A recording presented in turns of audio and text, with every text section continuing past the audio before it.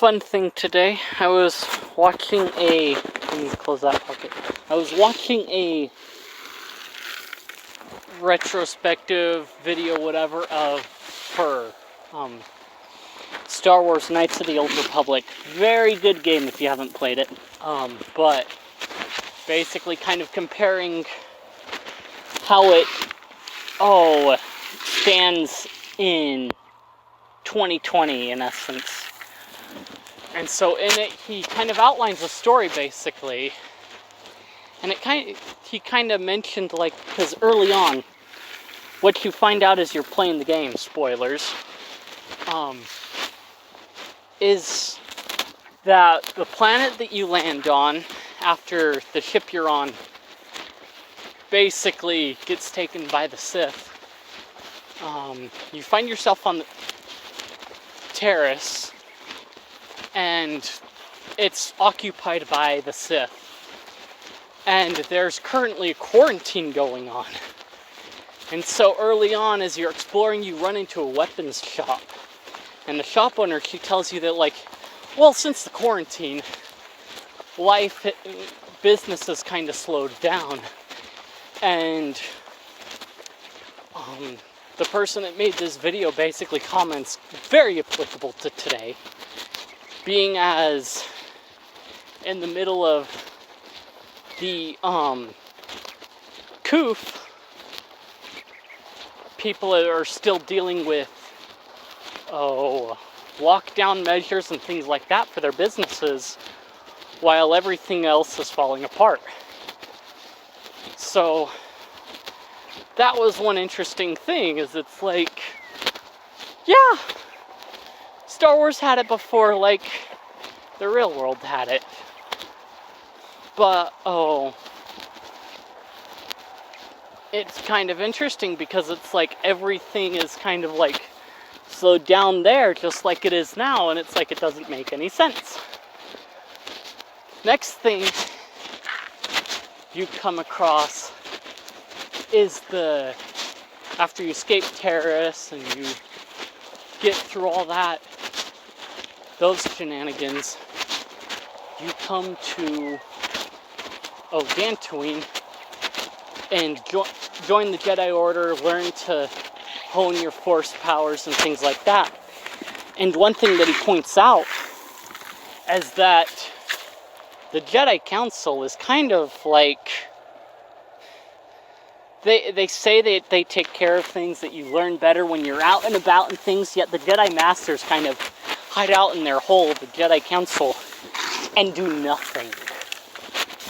And when you're playing through KOTOR 2, one arc that you run across is the idea of the Jedi Order being arrogant.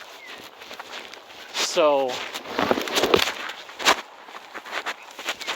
and it kind of really shows in some of the Jedi that you gather in KOTOR 2, after the fall of the Jedi Order and the fall of the Council, is that, yeah, some of them found the Council to be rather arrogant, even amongst the Jedi Masters.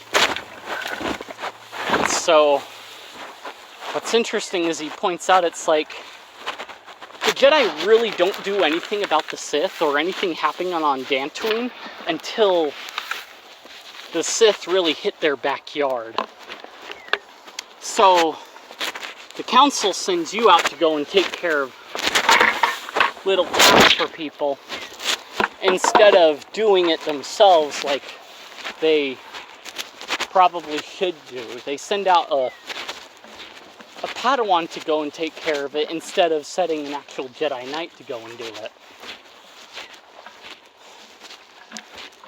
The other thing that he kind of brought up, well, basically that they're hypocritical in that sense. They don't care what happens until it hits their door, and when the Sith finally hit Dantooine, it's too late. Because they've let it ride for so long. Oh, those planets aren't ours, we won't worry about it. Yeah, they're in the Outer Rim, that's fine. Yeah, Don't worry about it. But once it hits their door, it kind of like hits them in the head. And at that point, they're not able to do anything. What I find this like is many of these cities where riots have been happening, like Seattle or Portland, many of these mayors, Democrats oddly enough, let the riots go on and the violence go on in spite of it. You looked at Seattle's Chaz, and there were so many killings in a single weekend there, and the mayor wasn't doing anything about it. It's like, okay, all this is happening, all this crime in this zone, and the police aren't there, and you're not doing anything. Oh, it's fine, it's just a summer of love. It's okay. They'll live, the businesses are fine, look at them. It's kind of like what the Jedi Order did. Well, I mean, the planet's fine, it's still there. But they didn't do their duty that they say is their duty. Instead, they sat there and let things happen. Chaz wasn't pulled down until rioters showed up at the Seattle mayor's home. And then she sends in the police and tears everything down within an hour. It didn't matter until they showed up at her door. I mean, once it affects them, that's when it matters. Another thing that you find is like, they said that, oh, well, going out and doing things is the best way to learn, to grow, and things like that. You would think that masters would be continually growing, but they're sitting there in their little hidey holes, doing nothing and not growing. And when you're not growing, the only thing you're doing is stagnating. And when you're stagnating, you're really not increasing, you're just growing weaker. So, but at the same time, it's like, okay, you say that going out and doing this is the best thing. Shouldn't you masters be an example of that? And so you also see early on the situation when there were lockdowns going on, these mayors and whoever decided that, oh, we're going to lock everything down, hair salons and everything need to close. Whereas you get some mayors, it's like, well, I needed a haircut because I show up on TV. It's like, okay, no one can tell you got a haircut, first of all. Second of all, you told your whole citizenry that they couldn't get haircuts because we have to stop the spread, but then you're going out and getting a haircut. Really? And if we want to go outside the US, you get Justin Trudeau. He instigates a lockdown. He says, be creative this Easter. But then he still gathers with his family when his whole citizenry is banned from doing something like that. It's not right. It's just like the Jedi. It's like, well, you say the best way to learn is to do this, and yet here you are sitting here doing nothing. Where isn't that hypocritical? I kind of think it is. But, I mean, the list could go on, but you see that kind of arrogance in the Jedi Council. And then as you go on, you find it in the real world too. It's like, well, Trump's very arrogant, yeah. At least he's honest about it.